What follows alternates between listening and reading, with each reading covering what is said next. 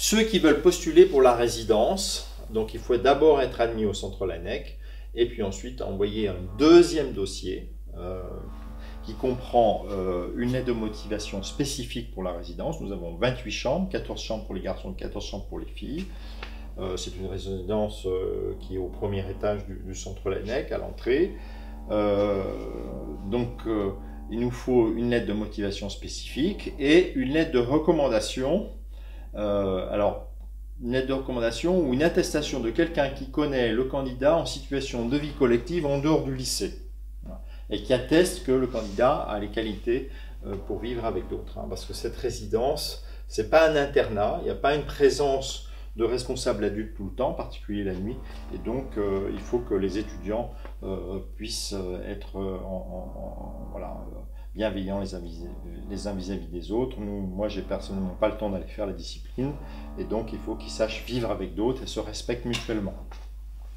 Alors, lettre de recommandation, j'ouvre une petite parenthèse, pour le dossier pour entrer au centre Laennec, surtout là, pas de lettre de recommandation. Pas de pression d'extérieur, pas de recommandation. Quand je suis arrivé il y a 10 ans, il y avait une rumeur qui disait qu'on ne pouvait pas rentrer au centre Laennec si on n'avait pas un piston. C'est tout le contraire. Si quelqu'un essaye d'être pistonné, je n'analyse même pas la candidature, c'est un traitement vertical, ça va directement à la corbeille. Donc surtout pas de recommandation pour entrer au centre Laennec. En revanche, pour la résidence, oui, cette lettre de recommandation est demandée. Voilà, alors ceux qui envoient leur demande pour la résidence, selon les années, il y a à peu près 80 demandes, on a 28 places, on retient 40 dossiers, on convoque les candidats le 1er mai, parce que les parents peuvent les accompagner, souvent les candidats habitent loin, un des critères c'est l'éloignement.